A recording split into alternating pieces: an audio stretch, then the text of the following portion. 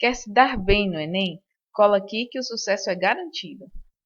Hoje nós vamos continuar nossa série de questões sobre membrana plasmática no Enem. Se inscreva no canal e ative o sininho para receber as notificações. A prova do Enem 2017, questão 98 da prova cinza, diz assim: uma das estratégias para a conservação de alimentos é o salgamento, adição de cloreto de sódio, NaCl, historicamente utilizado por tropeiros, vaqueiros e sertanejos para conservar carnes de boi, porco e peixe. O que ocorre com as células presentes nos alimentos preservados com essa técnica? Notem que a questão fala para a gente de conservação de alimentos utilizando aí, o cloreto de sódio. Se eu faço a adição de um sal, de um soluto, o que eu vou fazer é alterar a tonicidade. Então, vamos analisar aqui. Eu tenho uma célula. Dentro dessa célula, naturalmente, aqui esse pontinho vermelho, NaCl, naturalmente eu tenho sais dentro da célula. Mas o que eu faço, segundo a questão, é a adição de uma quantidade maior de sais fora da célula. Se eu adicionei sal fora da célula, eu alterei a tonicidade. O meio externo com muito sal, muito hiper, se tornou hipertônico, e o meio interno, que tem uma quantidade menor de sais comparada ao externo, se tornou meio hipotônico. Nós já vimos no primeiro vídeo que na osmose, a osmose é um tipo de transporte pela membrana em que a água se desloca do meio hipotônico para o meio hipertônico. A água sai de onde a quantidade de sais é menor e se desloca para onde a quantidade de sais é maior. Qual vai ser a consequência disso? Após a célula perder água, essa célula tem o seu tamanho reduzido. Veja que ela continua com seus sais no meio interno, mas ela tem uma redução do seu tamanho, porque ela perdeu água.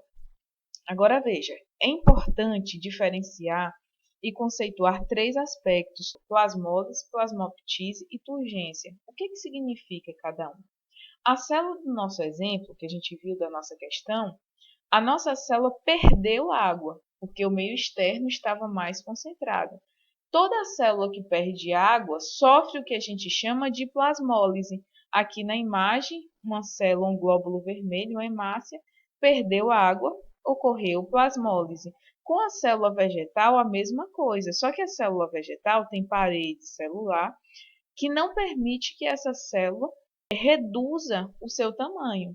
Mas veja aqui no conteúdo interno do citoplasma que ela perdeu água.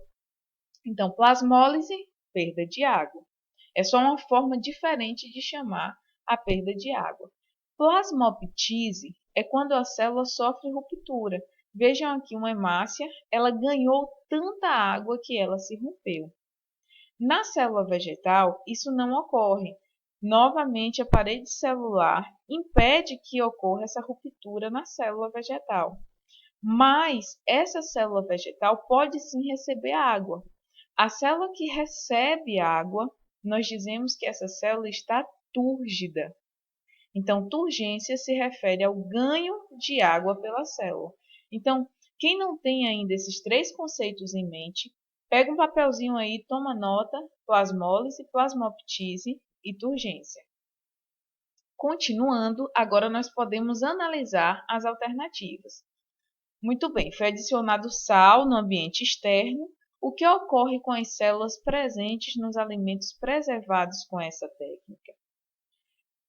O sal adicionado diminui a concentração de solutos em seu interior. Gente, se a célula perdeu água, a concentração em seu interior aumentou e não diminuiu. E aí eu vou colocar essa nota para vocês, caso vocês queiram aí marcar o que está incorreto em cada alternativa. Na letra B, o sal adicionado desorganiza e destrói suas membranas plasmáticas. Gente, é claro que existem fatores capazes de desorganizar a membrana plasmática, mas o sal não é um desses. Quais são esses fatores? Se a gente for notar bem, o excesso de calor, o excesso de frio, alguns detergentes, alguns solventes orgânicos fazem isso. Mas o sal não é um agente que destrói as membranas. Letra C. A adição de sal altera as propriedades de suas membranas plasmáticas. No vídeo 2, a gente viu quais são as propriedades da membrana plasmática. A membrana plasmática tem fluidez, é fosfolipídica e tem permeabilidade seletiva. Tudo isso continua mesmo após a adição de sal.